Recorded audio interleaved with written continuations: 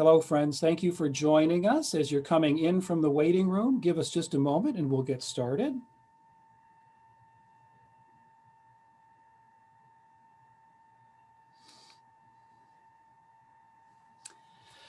We're very grateful for all of you joining us today. Again, we'll get started in just a moment. Folks are still coming in from the waiting room. We'll be with you momentarily.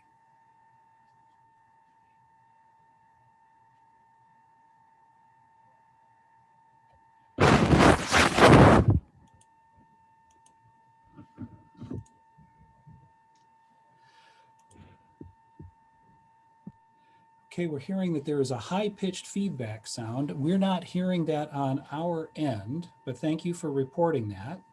Let me ask my two fellow panelists, they're both on mute. And Don Terry, are you hearing something in the way of a feedback? No? Okay. All right. That may be a localized issue, but thank you very much for letting us know about that. I hope that's not widespread.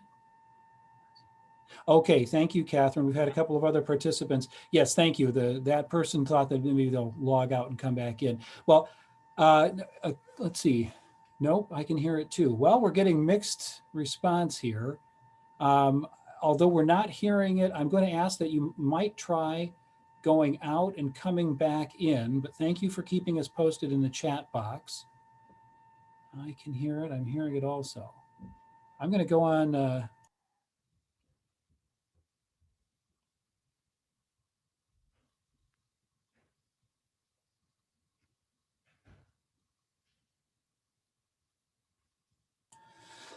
That's bothersome. So when I was muted, the sound went away. I don't know if it's still there now, if it's come back.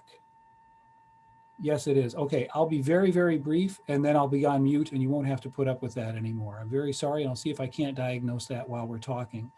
But friends, I want to welcome you to this closing plenary of the Symposium on Anti-Racism and the President's Office, Addressing Systemic Racism in Higher Education. My name is Kai Swanson. I'm chair of the NAPAHE board, and in welcoming you to today's program, I want to thank the National Association of Diversity Officers in Higher Education for its collaboration in bringing us all together today. As Lindsay Krauss wrote in the New York Times last month, we, as a nation, can only realize our strength if we stop whitewashing our sins. She went on to enumerate those. We are a nation forged in racist violence, a society that values wealth over wisdom, a country where personal ambitions mean more than morality, masked with false piety. Will this symposium change that? No, but the key to the locked door of progress that stands in our way is now in our hands, if we're prepared to work and to lead from where we are right now. Speaking of leadership, it is now a great pleasure for me to introduce a leader and colleague who will introduce today's featured speaker. Dr. Don Terry Veal is Chief of Staff at Morgan State University in Baltimore. And I'm thrilled to say that next month he will become the chair of the board for the National Association of Presidential Assistants in Higher Education. Don Terry, the floor is yours.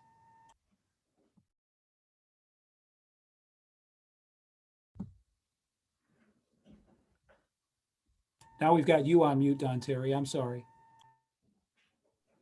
Thank you. I am excited about introducing our speaker today, and that's Paulette Granberry Russell. Paulette has been employed with Michigan State University since 1998 as the Senior Advisor to the President for Diversity and Director, Office for Inclusion and Intercultural Initiatives.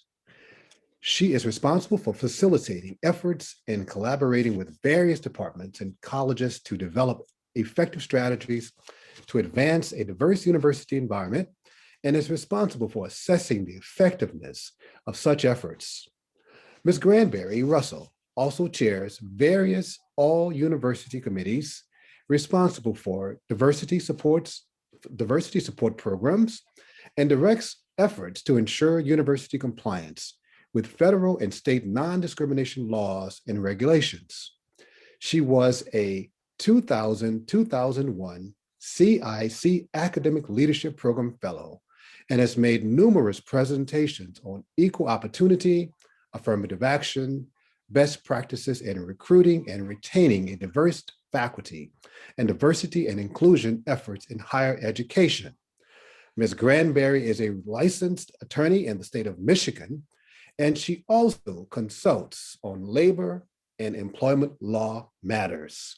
Ladies and gentlemen, I welcome Ms. Paulette Granberry Russell. Well, good afternoon. And Mr. Veal, I have to make one minor correction. I retired from Michigan State in August of this past year. So, but after 22 years, and it is my alma mater, I'm always a Spartan. So thank you very much for the kind introduction. And the other honor that I have is being the president of the National Association of Diversity Officers in Higher Education. And I see a few of my colleagues saying, "Go Green, go Spartans. We love you." Thank you, Tara. I appreciate it. So, and I might get a little bit distracted by all the love, but I do want to say thank you to everyone. And I want to especially say thank you to NAPAHE for inviting the National Association of Diversity Officers in Higher Ed to partner with you in this three-part series symposium.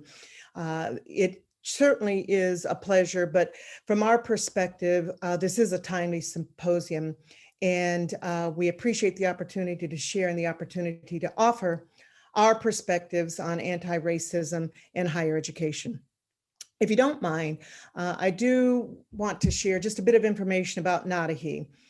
Which, as I mentioned earlier, is the National Association of Diversity Officers in Higher Education. Our formation and history includes the support of the American Council of Education and its then Center for Advancement of Racial and Ethnic Equity.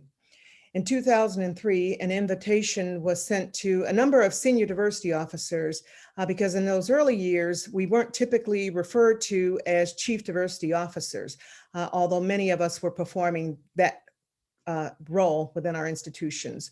30 or so were invited to sit down and have conversations on issues that we shared in common. The first database that was created contained 30 names representing 30 institutions at that time. Conversations and interests continued, and in 2006, NAPAHE became incorporated, and our first national conference took place in 2007. We are entering our 15th year, and today we have a membership of over 1,100 senior diversity officers, diversity scholars, and practitioners in over 750 colleges and universities across the country. And we do have, at least to date, one international institutional member, and that's Coventry University in the United Kingdom. And if they've joined us today, I want to send my appreciation to Coventry University. In 2008, the Journal of Diversity in Higher Education, a peer-reviewed academic journal, was published by the American Psychological Association on behalf of NAPAHE. The journal offers research findings, theory, and promising practices to help guide the efforts of higher ed in equity, diversity, and inclusion. As we've continued to grow, very recently, we added a health professions chapter, one among 12 chapters of the association that was established in 2019 and includes CDOs in health professions, education institutions across the country. In our history, and as our history indicates, the role of CDOs continues to evolve. We have seen over the last year the creation of inaugural positions across institutional types throughout post-secondary and increasingly in secondary education. The NCAA recently advocated for the creation of diversity leads in college and university athletic departments. And increasingly, along with C-suite diversity officers, academic and support units have diversity leads that support unit DEI efforts. And I just happened to say hello to one of my Go Green Spartans who I know holds that position as Associate Provost for DEI in the College of Education at MSU. So a shout out to her. As I reflect on the theme for this symposium, anti-racism in the President's Office, addressing systemic racism in higher education, I have to reflect on what has acted as a catalyst for the conversations that are occurring throughout and within our respective institutions. It's not that racism and racial inequities were not a part of our campus discourse. However, as we began to witness the rise in white nationalism and white supremacist organized efforts to sow seeds of hatred, as we witnessed the disproportionate impact of COVID on Black, Brown, and Indigenous communities, followed in May of 2020 by the horrific killing of Mr. George Floyd that was witnessed here and globally, there was outrage, followed by protest here and abroad, and a call for action.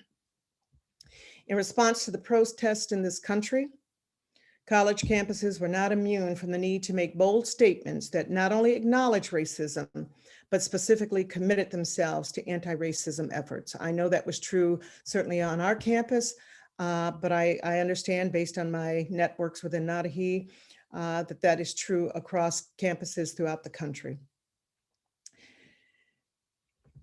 We were asked to not only acknowledge racism, but specifically commit ourselves to anti-racism efforts. Members of the campus community demanded unambiguous action, which included short-term and long-term strategies to dismantle structural racism, its impact through changes in policies, procedures, and practices that privilege and advantage some while negatively impacting so many others.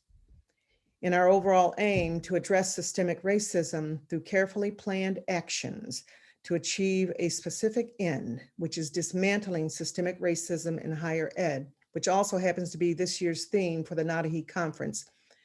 This is a tremendous undertaking that is long overdue, and I appreciate so much, Kai, the comments that you offered at the beginning of the symposium.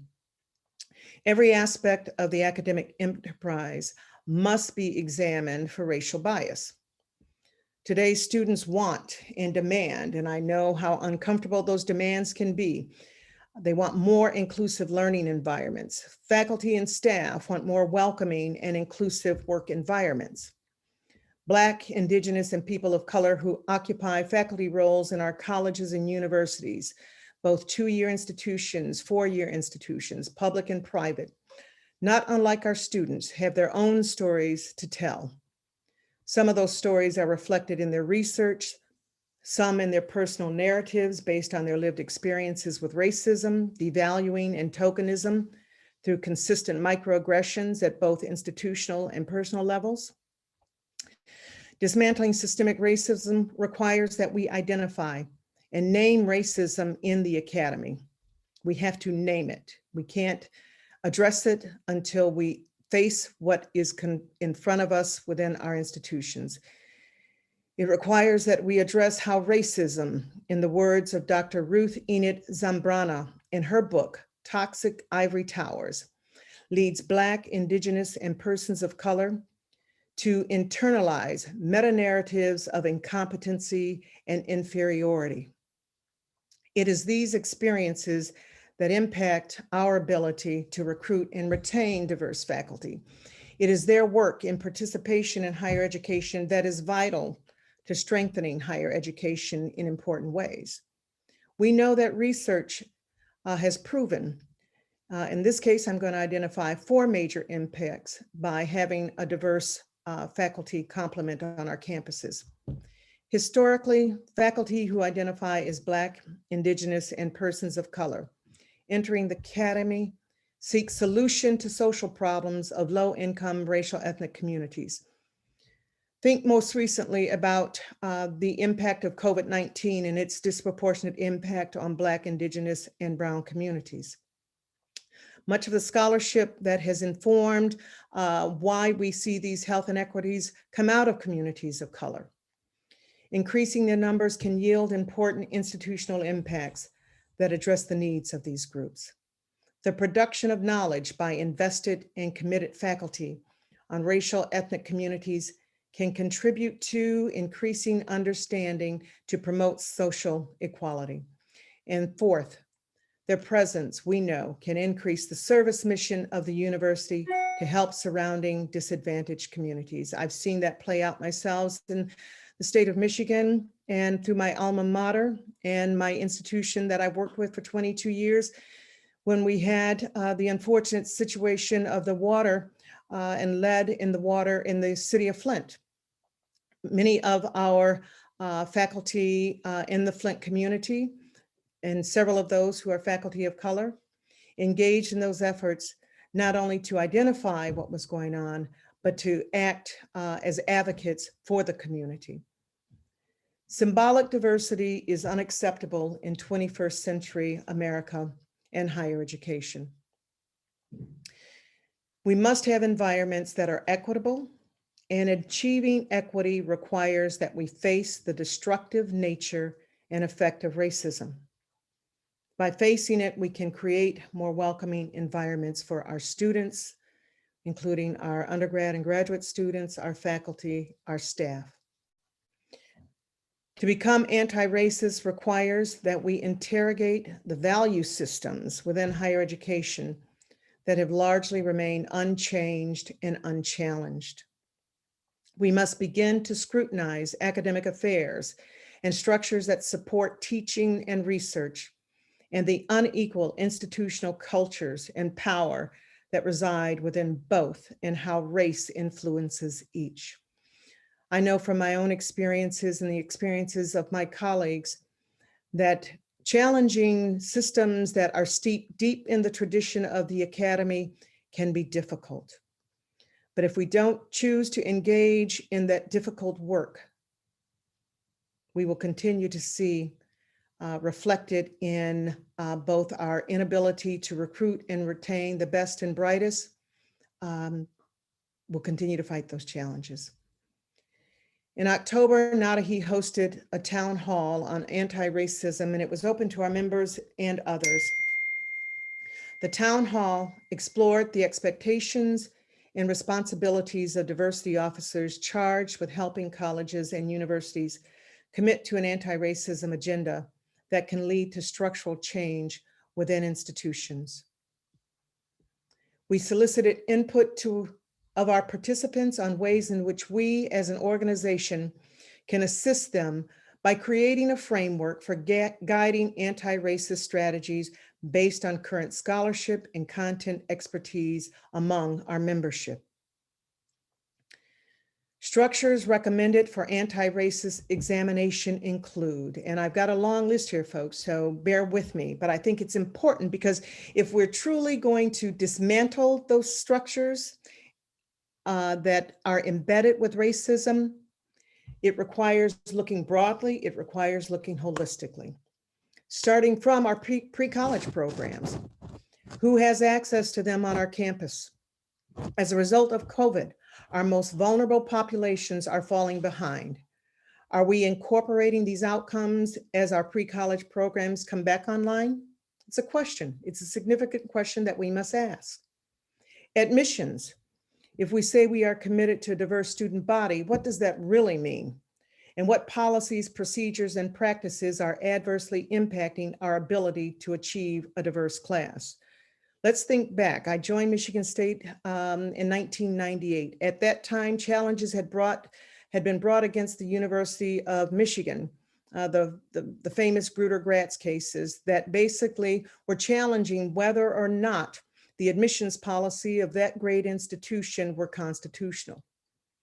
Fortunately, the University of Michigan was able to prevail in convincing the Supreme Court in an opinion that was issued in 2003 that indeed there is a compelling governmental interest in diversity. But it also means that we have to be very thoughtful about the way that we approach our admissions efforts. All right, and that includes, again, as I mentioned earlier, our policies, our procedures, and practices to ensure that we are impacting and bringing on board the kind of diversity that the evidence shows, in fact, impacts the student experiences, not only within our campus communities, but beyond. This also applies to our admissions of our graduate students and our professional degree programs.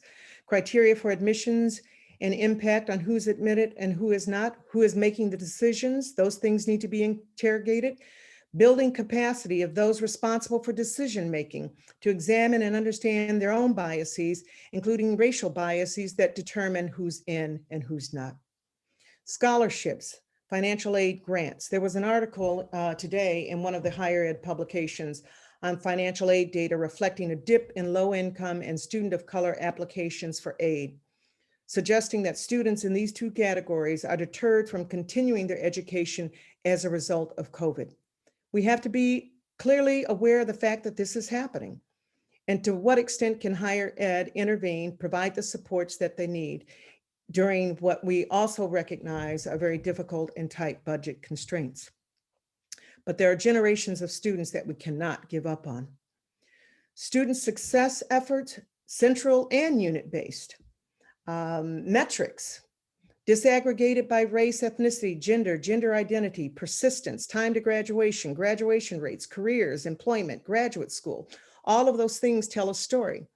And all of those things, to the extent that we choose to disaggregate data in ways that we've not heretofore done, will tell a more defining story of the experiences of our students, particularly based on race. We know that oftentimes student success is measured by, sometimes we'll use a broad term like underrepresented minority students, and we don't disaggregate that data, or we may disaggregate it based on race, but we don't disaggregate it based on gender within race. Those things tell different stories as well. We know that resources in support of institutional commitment to DEI, both central and unit-based support, sometimes is not as robust as it needs to be in order for us to impact in ways that are robust. Hiring activities, constructing inclusive search procedures that are transparent, objective, and aligned with espoused institutional values on EDI are important places for us to look as well. Again, my point in identifying all of these opportunities for impacting DEI and dismantling structural racism is to say that the work is broad. Tenure and promotion. Who gets tenure? Who gets promoted? Breakdown by race, gender identity, by college, department, school. Process for tenure and promotion needs to be reviewed for impact. Student evaluations impact on Black, Indigenous, people of color faculty. Tenure system, non-tenure system faculty and instructors. We need to review the data. We need to look at mid-career faculty, who's progressing and who's not, who's languishing as associate professors, particularly in our research-intensive institutions. Career opportunities for advancement, faculty and staff. Governance structure needs to be, faculty need to look within themselves. You know, many of our institutions are union represented, and as a result, we need to also be aware of the fact that historically within our unions, there was racial bias and racial discrimination. And how is that impacting the approaches to the bargaining process itself? The way we communicate and transparency of data, all of that needs to be put into the mix of those things that we look at as we begin this work of dismantling structural racism. Performance evaluations and accountability in achieving EDI objectives is essential. Leadership is integral to whether or not we're going to be successful in this work. And by leadership, I'm talking about active, engaged, committed, not simply being able to espouse the language that is important for us to hear, but to actually dig deep, not only hold themselves accountable, but leadership throughout the organization. Curriculum reform, research, service, which is often unequal and dependent on communities, particularly communities of color that are often burdened in ways that other faculty may not be by virtue of their existence. And the fact that they are often seen as role models and confidants, coaches, and mentors for students of color.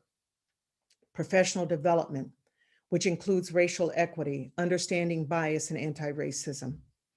Let's not forget affirmative action programs and accountability systems for progress or lack of progress. Many of our institutions as federal contractors are required to have affirmative action programs. That data should not be sitting on that shelf. That data should be out. It should be more transparent. And we can use that data as a means of holding ourselves accountable for achieving the goals that we have committed ourselves to achieving and that are identified within that affirmative action plan and program. Bias reporting, discrimination and harassment procedures also need to be reviewed and scrutinized. Who's reporting, who's not? racial incidents, harassment, discrimination. What does the disaggregated data tell us in terms of a more accurate story of the experiences of our faculty, staff, and students? Are those responsible for managing these processes aware of their own biases? And finally, I want to talk about supplier diversity programs that provide resources, outreach activities, improved procurement systems processes that includes metrics and accountability. Think about as perhaps not so much right now during this time of a pandemic, but if we look historically at the hundreds of millions of dollars that are spent on construction contracts, goods and services, how informed are we with respect to who has access to those contracts? You know, I've been in situations where in doing external reviews for other institutions, one of the things that is often overlooked is supplier diversity. That the work that we do on our institutions, whether it is through contracting goods and services or through construction contracts, impacts significantly the surrounding community. And those who have access to those contracts do well, and those that don't have access to those contracts within many of our communities are particularly struggling during this time of COVID.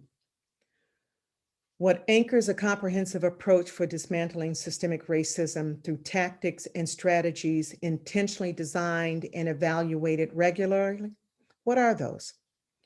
The answer includes a commitment of resources, an intentional and carefully constructed racial equity plan. Notice I said racial equity plan, and I'm going to talk a little bit more about broader diversity efforts, which are often outlined in strategic diversity plans.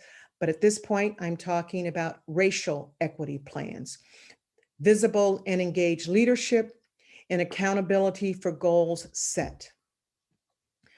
While racial equity may be incorporated in a broad DEI strategic plan or integrated in an overarching institutional strategic plan, it has yet to be addressed holistically. And the "it" I'm referring to is racial equity.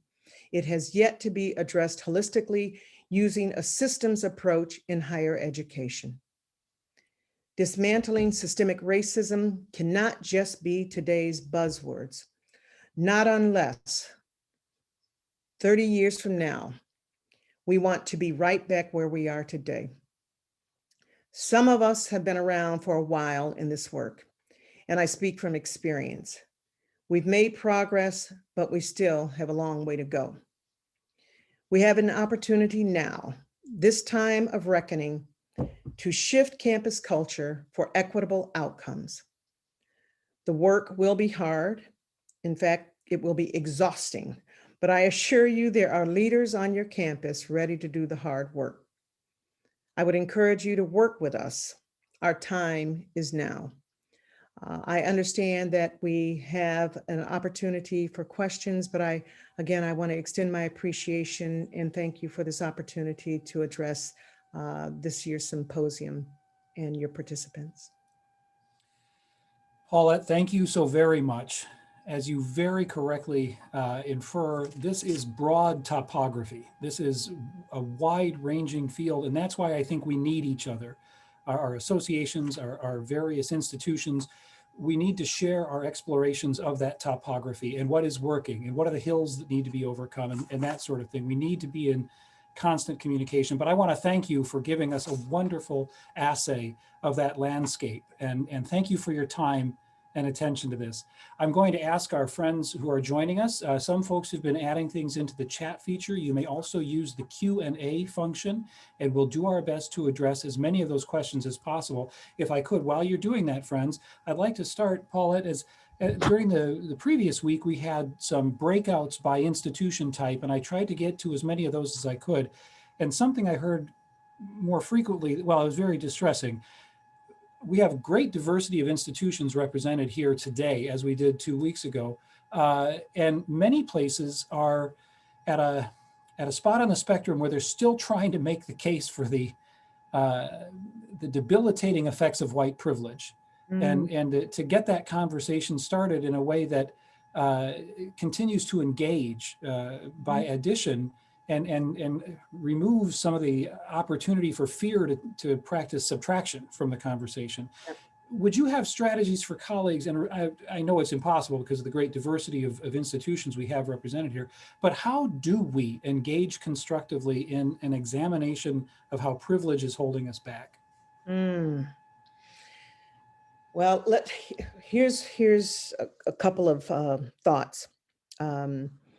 One, my hope would be that this work would have begun before now, meaning that these conversations around race, conversations around privilege, conversations around microaggressions and bias, um, these are not new issues.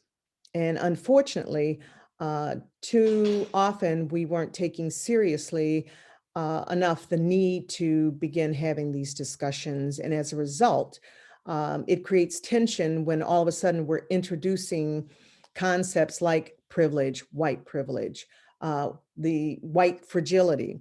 I have seen people almost, spin out of their chairs when you raise this issue of privilege and they say, well, I'm not privileged. I grew up poor, and as a result, da-da, da-da. And I have to say, I'm not talking about class. I'm not talking about income, because, if I think about it in the context of myself, having grown up poor, but I'm not any longer, what I can't change is my race. Okay. And I identify as a Black woman. Class-wise, that's one thing. You can evolve out of that. That's not the issue we're talking about. It is education, and that education has to be done in a way that best informs and brings along those who are in that midsection of the curve. Oftentimes when I do this work, I know who the choir is. I know that there is this other end of the spectrum that will probably never get on board with understanding the issues and wanting to help foster and create change. My focus is those in the middle. And I think it has to be with education. I think those who are choosing to do this work have to have done it themselves so that they understand and can deal with the nuances and the ways to navigate those kind of difficult conversations. I think we have to begin the work of dialogues. Sometimes the language is difficult dialogues.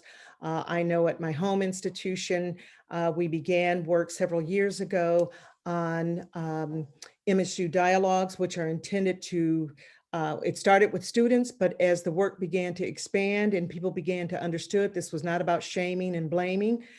This was in trying to create a more supportive campus environment for all, but focusing on race. We began to bring more in. I think today, and this was a conversation I had earlier with someone, we're at this, whether we call it a day of reckoning, but I think people are more inclined to be open to the possibility of confronting issues around race.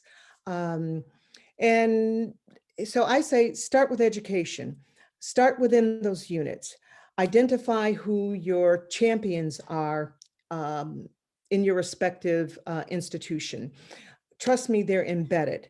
Identify scholars who are doing work in this area, hold them up, make them visible, but don't abuse them.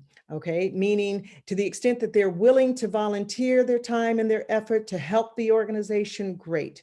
But I also think that there are ways that we can compensate them for their expertise in ways that are not contrary to the notion that they provide service to our institutions.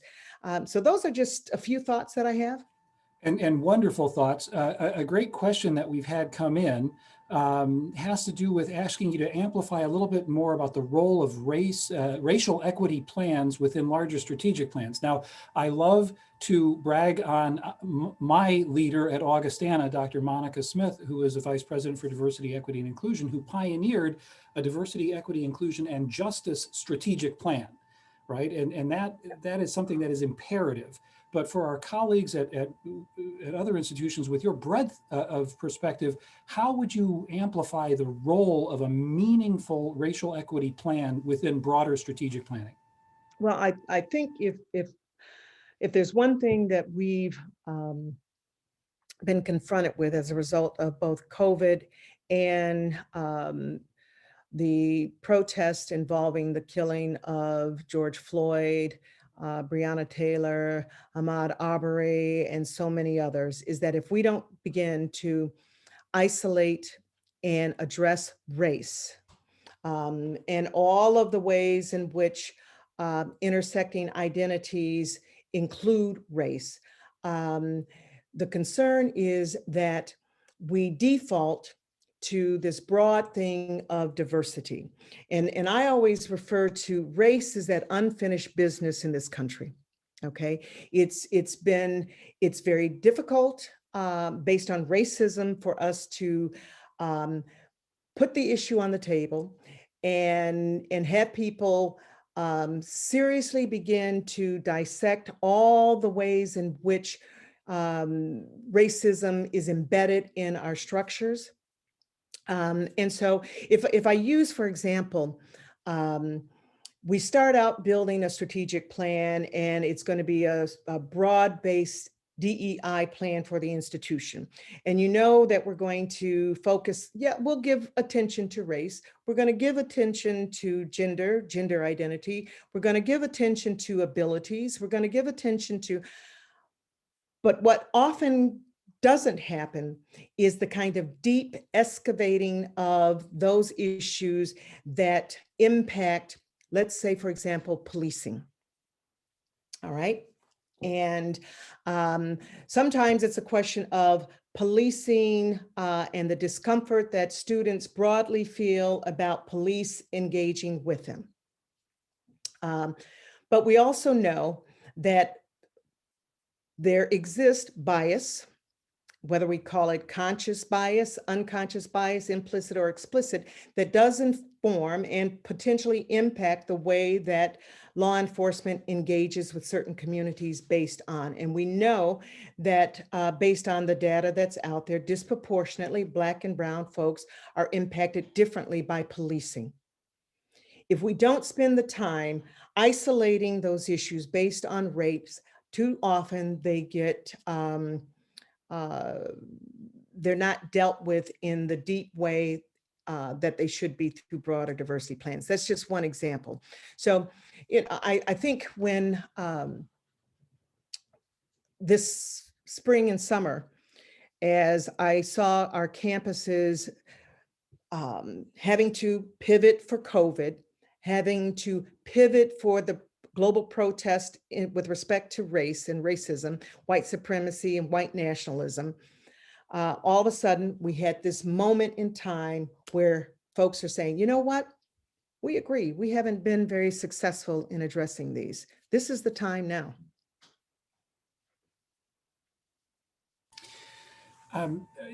One thing I wanted to touch on also from the breakout sessions that we had, you touched on this as well, is to try to find the champions within your ecosystem. But it was observed that it's also important, and I think this builds on something that Clyde Pickett said as well, the non-obvious champions. And that's a great thought starter for me.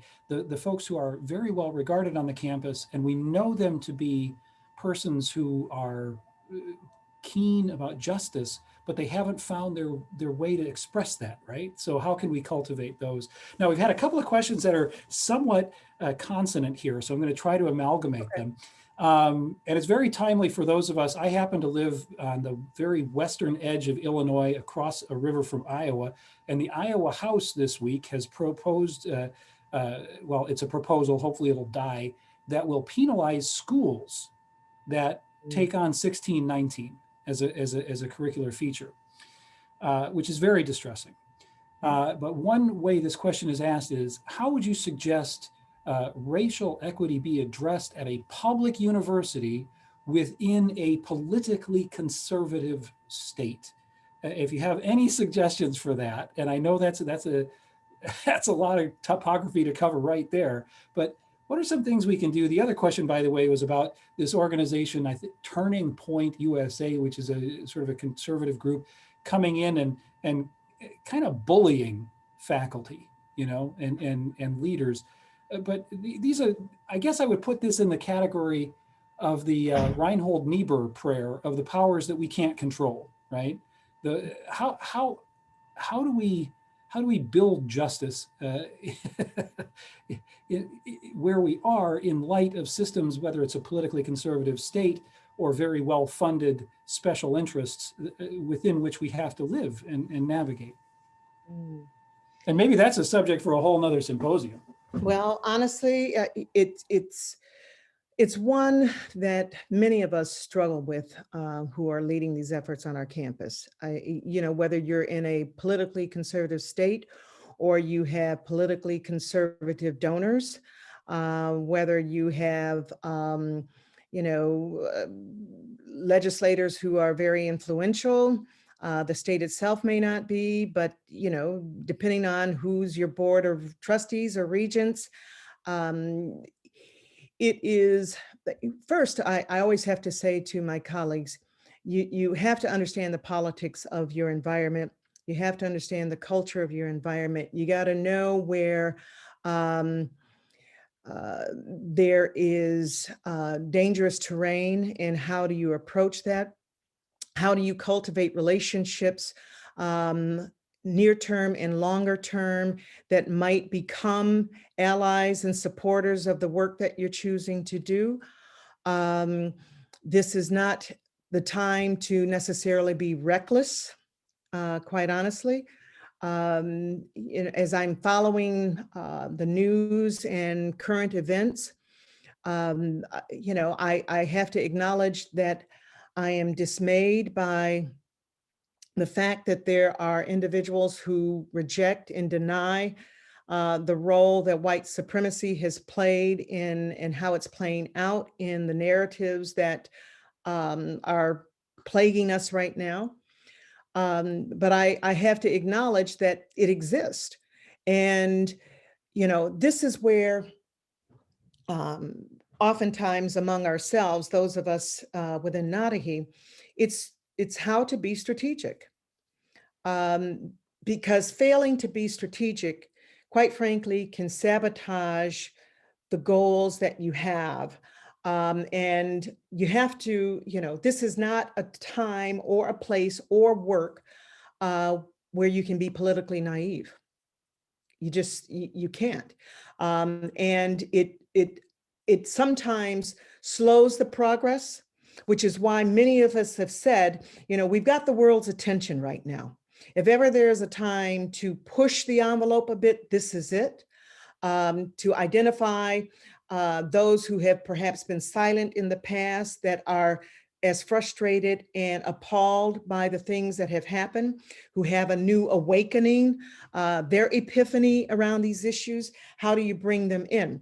And I think, at least from where I sit, it is beginning to introduce using language that is inviting to those that are the unindoctrinated, if you will, and invite them in.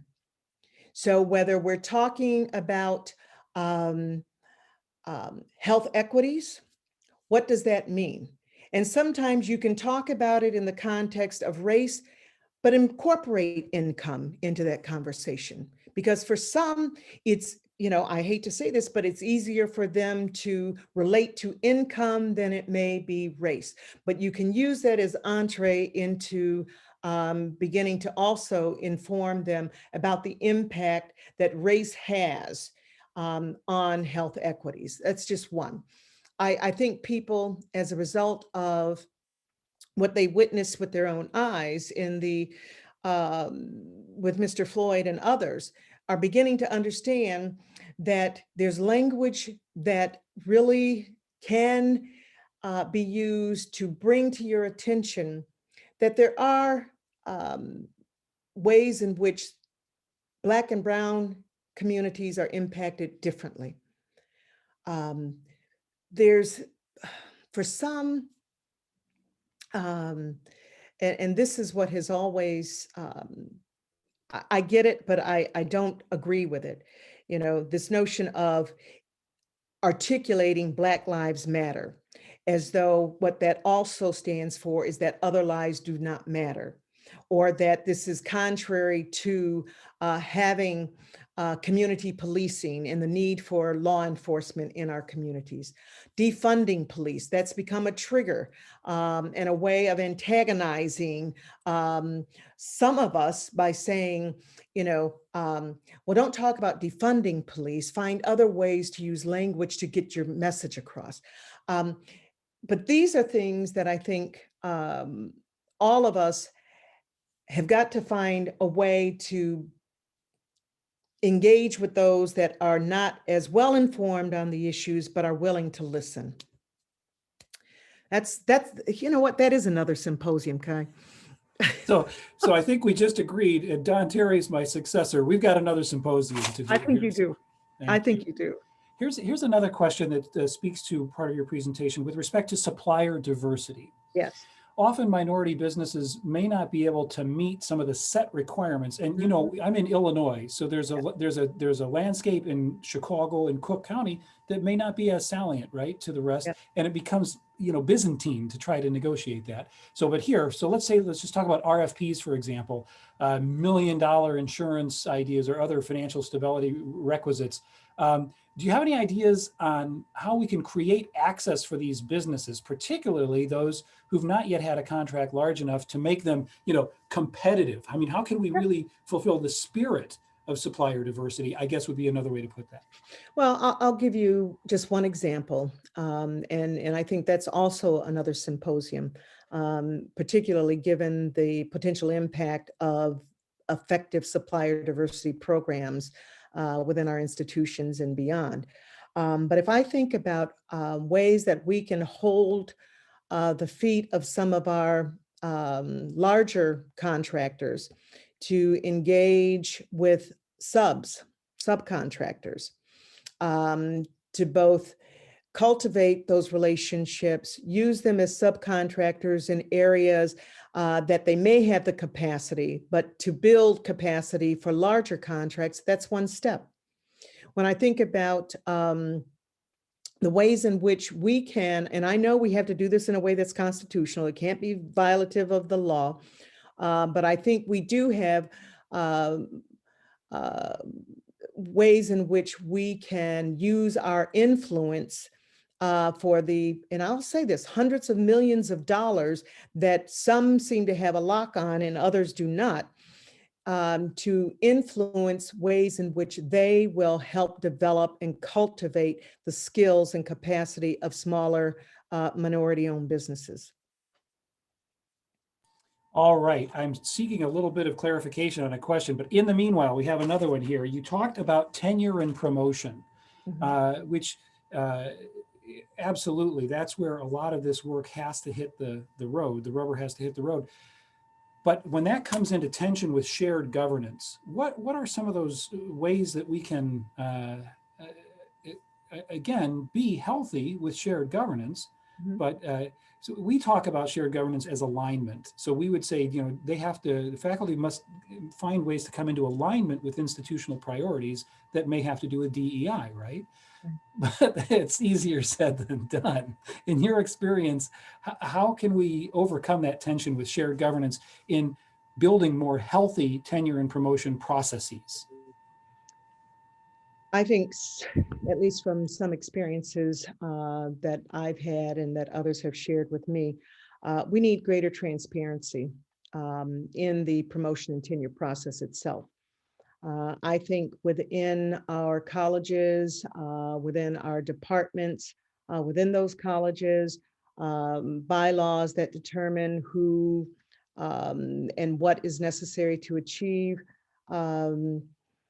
tenure, promotion, too often is ambiguous, and individuals themselves are uncertain what it takes to achieve or meet the expectations of their department in their college.